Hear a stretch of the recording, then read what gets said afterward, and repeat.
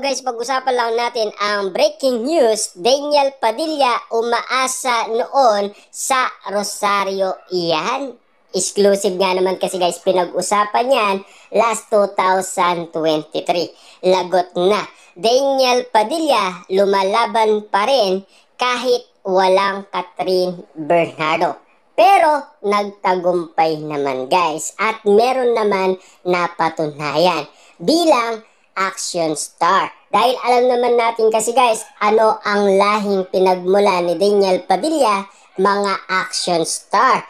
Robin Padilla, Rostom Padilla at lalong-lalo na guys, Romel Padilla ang kanyang ama. Na alam naman natin guys, hindi talaga magiging laos si Daniel Padilla at lalong-lalo na guys, no?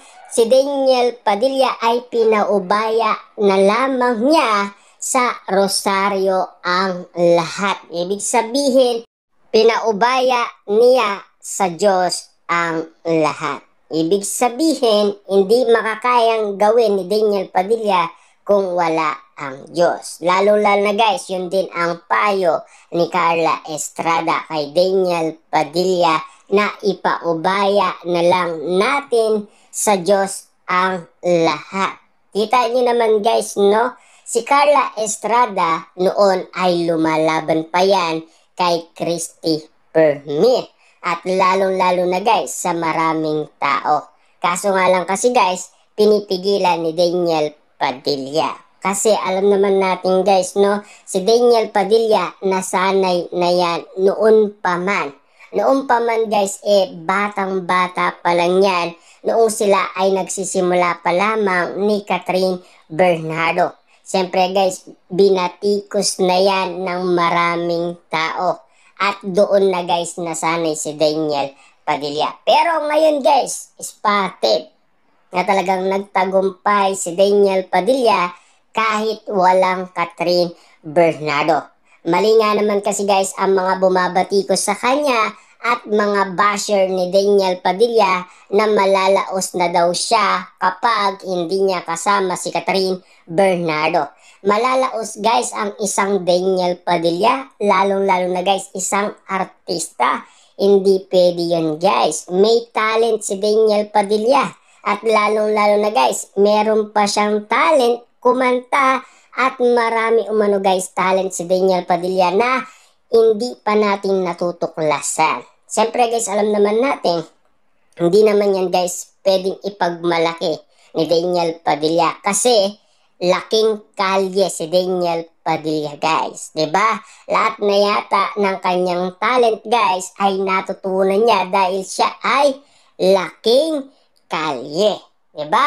Kaya nga naman guys, lahat ng talent na nakuha ni Daniel Padilla sa lahat ng kanyang mga barkada ay sinare din kay Catherine Bernardo. Ibig sabihin, kapag sila ay nagbabanding magkasama, ibig sabihin guys, yun ay nakuha ni Daniel Padilla dahil laking kalye si Daniel Padilla.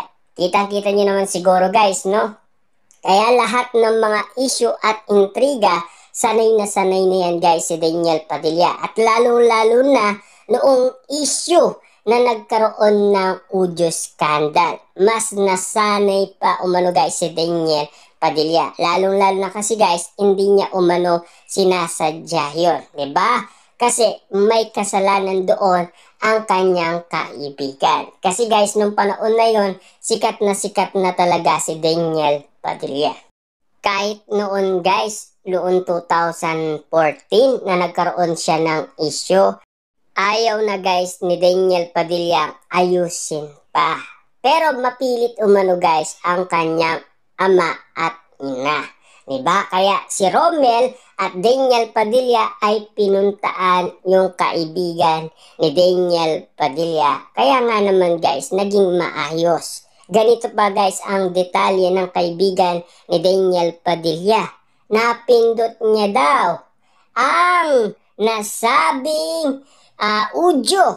Kaya nga naman guys, na-upload daw sa kanyang social media account. Pwede ba yun guys? Pipindutin mo lang yun. Maya-upload mo na kaagad sa iyong social media account. Grabe nga naman guys, hindi naniwala si Carla Estrada. Grabe nga naman guys, sino makakagawa nun, di ba? Kaya nga naman guys, inayos na ni Daniel Padilla at Romel Padilla noong araw na yon. Kasi kapag daw si Carla Estrada ang pumunta doon, baka iba daw ang magawa niya.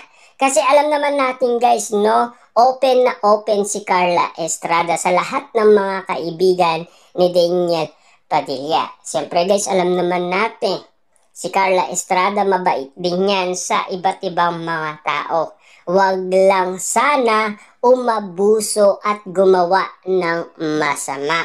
Kaya nga naman guys, no, sanay na sanay si Daniel Padilla. Kung bakit nga naman kasi guys, hindi siya nagsalita at kung bakit nananahimik lang siya.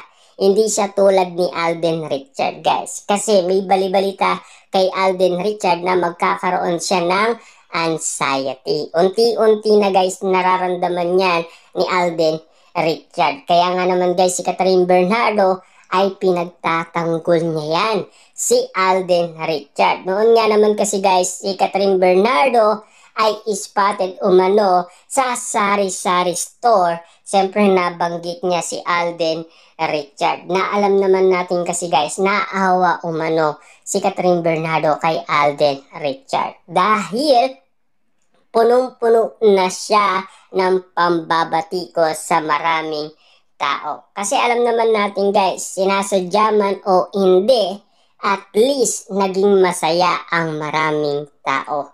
Siyempre, nanood sila ng movie, kinilig din sila at na-inlove din sila. Yun lang kasi guys ang maalaga doon, diba?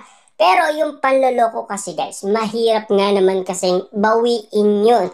At lalong-lalo na kasi, hindi pa makatotohanan. Siyempre guys, alam naman natin, ang dapat nating sisiin dyan, yung nagsasalita sa atin. Siyempre, inala kasi guys ni Ogie Diaz, nanliligaw itong si Alden Richard kay Catherine Bernardo. Siyempre guys, hindi naman sasabihin yan ni Alden Richard. Anong ba ang sinasabi ni Alden Richard noong siya ay nagsalita? What you see, it's what you get. Yun lang guys ang sinasabi ni Alden Richard. Hindi nga naman yan guys umaamin eh. Ang sinasabi lang nila, magkaibigan lang sila.